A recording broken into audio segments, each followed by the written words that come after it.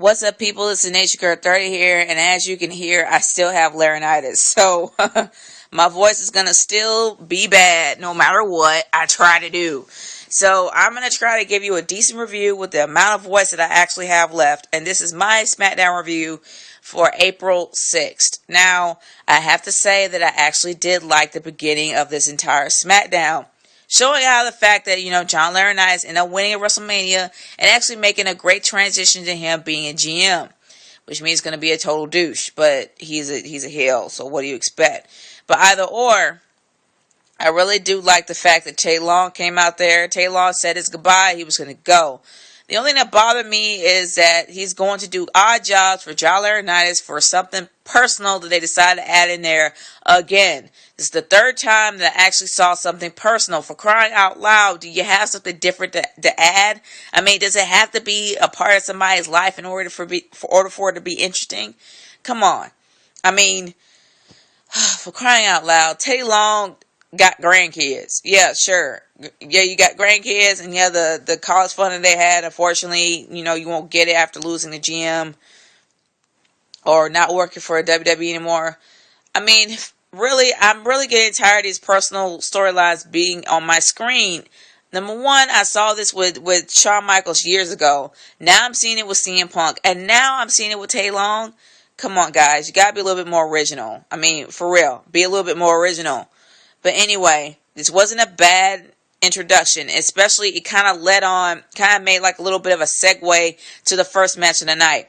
Now, the first match of the night was David Otunga and Mark Henry versus R-Truth. We all knew what was going to happen here. R-Truth was going to get completely annihilated because he was part of Team Teddy. This was a really predictable match, and I was not invested in it at all. But I actually do like the way they opened up the storyline. Because, since Mark Henry allowed David Otunga to actually have the win, this kind of opens up what the favor is going to be, because he said, you owe me. So it makes you wonder, okay, what's the favor going to be? Whether or not David Otunga is going to actually hold his end of the bargain. It kind of opens up like that. So I actually did like it that way. So I'm not totally hating on this. Okay, moving on from there. The Big Show's match is going to always be a Just Desserts match. It's always going to be a point to where he's going to poke in the face of Cody Rhodes, saying, haha, I beat you. I'm going to always beat you by squashing anonymous jobbers. Yes, I'm saying anonymous, but either or, he should be anonymous. Because every single time you see Heath Slater, it's a given that the guy's going to be annihilated in the ring. He's not going to have a decent match. He's going to be squashed. So yes, he should remain anonymous. But still. It's going to always be a Just Desserts match, and that's how it's going to be for a while, so you're not going to see anything epic come from the Big Show anytime soon. Probably unless they're smart enough to have their match at Extreme Rules, which I hope that they are. Leading on to a match that should be at Extreme Rules, why on the world, on this green earth that we live on, that they are showing Randy Orton and Kane on SmackDown? Don't you think that this is something that they should actually show on Extreme Rules? Why didn't they put this rematch on Extreme Rules? That was a great match. It was a really good match, but that match should have been saved for a pay-per-view. It should not be saved on free TV. I'm sorry. I love my stuff free, but I'm being realistic when it comes to these wrestlers. They will get a better payoff career-wise as well as money-wise being on a pay-per-view. This was something set up for Extreme Rules. I don't know why they decided to have it on now, but it was pointless. It was pointless and it was dumb. I'm sorry. It was. But moving on from there. The Divas match. I mean, one of the Bella twins, Nikki Bella versus Beth Phoenix. I really don't care much for this because Beth has been looking weak as of late. Good grief. It's bad enough that she's actually sucking up to Eve, of all people. Now she's like completely getting annihilated. Well, actually, she wasn't exactly annihilated. She was fooled or tricked or whatever by Nikki Bella because of distraction from Kelly Kelly. Look, if these two are the only divas that can feud, that's pretty sad. What happened to Tamina? What happened to Natalya?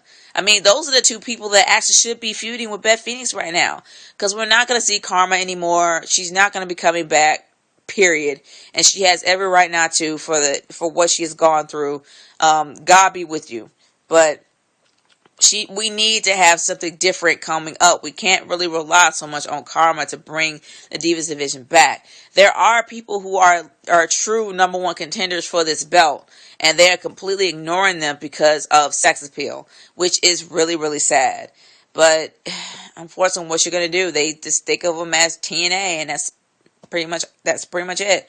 But moving on from there, I actually don't mind. Actually, I'm really happy about this. I have to admit, I am happy about this. I am happy that SmackDown for once is giving the NXT a bone. I mean, they're finally giving them a bone. When they had Ryback out there, completely annihilating this new guy from Queens. I don't know where he came from, but he's pretty much one of the amateur wrestlers from Queens. Seeing how he was going to be wrestling one of the guys from NXT, we all know he was going to be annihilated, and yes, he was annihilated. But it's nice the fact that they're actually giving these guys a bone, because he is practically the first power brawler that I have seen on SmackDown. At this point, we now have Brock Lesnar coming back on Raw, which happens to be like one of the most awesome power brawlers ever, besides Goldberg. We actually do finally have a powerhouse brawler on SmackDown, and this guy, well, besides Mason Ryan, who we really haven't seen as of late, he's probably the second powerhouse brawler to be on SmackDown. So on the real, I'm happy to see this, because the guy is awesome. He really does have a lot of good skills, and I really am looking forward to seeing his matches in the future, and hoping that he's going to actually move up on the ladder. And also, another NXT here that I really can't remember is, I don't remember his last name. I just know his first name is Damien. If anybody knows his last name, please leave his name down below, or please tell me or what he was or anything down below. I'm curious.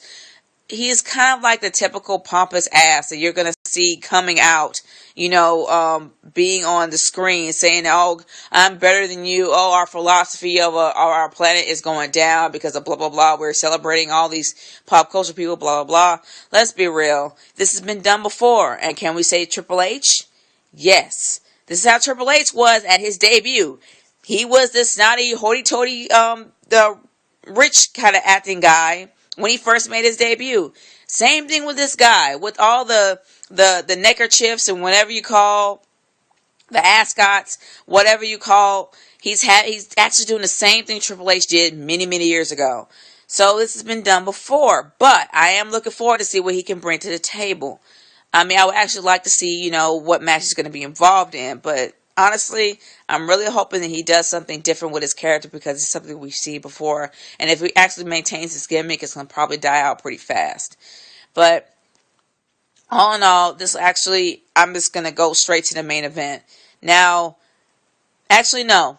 I'm going to go back before I go to the main event. I'm going to go to the one thing that I knew was coming for a very long time. I'm surprised it didn't happen at WrestleMania. I am talking about Daniel Bryan. Daniel Bryan has been scarce as of late because of the fact he lost the belt. And he lost the belt so humiliating a situation that I don't think that even I would want to remember if I was in his shoes.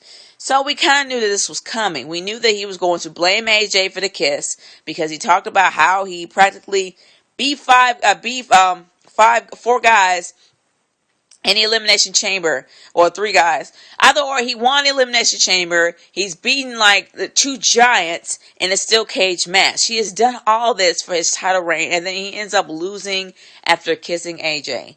We knew it was coming. We predicted it was coming, and it came in the worst way for her possible. She got dumped live on the air. Well, for anybody that wants to have a shot with AJ, she's now available. But anyway, Daniel Bryan kicked her to the curb, and we all know where this is going to go from there. See how that Brie Bella took the night off. We now know that they may start something, because it was something that was going to be hinted in the next storyline. It's going to possibly be a triangle between Brie Bella and AJ. Maybe. But it's really not really a triangle, because she got kicked to the curb. But either or, it's going to be part into the storyline, which is going to blah. But anyway, this moves on to the main event of the night. The main event of the night was Sheamus versus Alberto Del Rio. Alberto Del Rio pretty much claimed the fact that, if he gets his title, if he wins, then he's going to be in the next running for a title shot for the belt. Now, seeing this, really does warm my heart because I actually do miss Alberto Del Rio. I hate to say it, I do. I wasn't really a big fan of his, but I have to admit he had a great heel title reign. The guy was absolutely awesome in the ring. He is a great technical wrestler, brilliant strategist. I am interested to see how Sheamus' simple wrestling style is going to pair up with Alberto Del Rio's strategic technical moves. I'm actually interested in seeing this. And seeing how the fact that he actually pulled the heel card, pretending that he got hit by a chair, was really interesting to me because I'm really wondering whether or not they're going to bring out the dark side of Sheamus. Because I really didn't buy the fact that Sheamus was a face in the first place. I really didn't buy it. Not at all. But the fact that he kicked a referee in the head kind of lets me know that he may be going in the direction of either being a heel or either being a frustrated face or maybe an anti-hero. I don't know. He may be going in that direction. I don't think he's going to stay a babyface. Not for long. Anyway, I have to say that the SmackDown really wasn't all that bad. The matches weren't really all that bad. The only problem that I have is the fact that they show far too many snippets of Raw. They also show far too many snippets of WrestleMania. I know it's post-WrestleMania, but after WrestleMania ends, it's time to move on. Seriously, show your clips at the beginning before the show starts, and then end it at that. Don't show it in segments just along the way, because it's gonna take away SmackDown's view. It's going to take away everything from SmackDown because they really do need to bring up their brand. And WrestleMania and Raw are taking it away from them. So yes, it's the only thing I didn't agree with. Plus, I do believe that the whole guest thing should really end. I love the Three Stooges, but there's no rhyme or reason for them to be there. I'm sorry, it's after WrestleMania. They need to start building up. They need to stop relying on celebrities to try to get it through. And it never works. Have you ever seen a celebrity that brings up the ratings? No, it never works. So stop bringing them on. And I am happy about the throwback SmackDown that's going to be happening next week. I'm kind of excited about it in a little way because all these wrestlers that are going to be there are near and dear to my heart because I was around during the 80s era. For those that haven't been, you're probably not going to have a clue who these guys are and you may not stay tuned to it. But for those that are like me and actually do remember these wrestlers or are fans of the wrestlers, period, you're going to like that show. You're going to like watching next week's show. I am all up for Ted DiBiase. I love Ted DiBiase, and I'm always going to love the $1 million belt that he has, and I'm hoping that he brings that with him. I love me Ted DiBiase. But anyway, for all that, I have to give this SmackDown a B-, just for the sheer fact that they really do need to let the whole Raw thing go, the whole Super Show thing go. Plus, it showed far too much of snippets from WrestleMania. They had segments on throughout the show instead of having at the beginning. And also, they have too much focus on Raw and Brock Lesnar's return instead of what's going on SmackDown. But they did allow the NXTers to have their shot, their time to shine, and they actually didn't have so many bad matches, so I can't totally hate on it. So I'm giving it a B-. That's my verdict, and I'm sticking to it. It's Nature Girl 30 signing off. Peace. Later.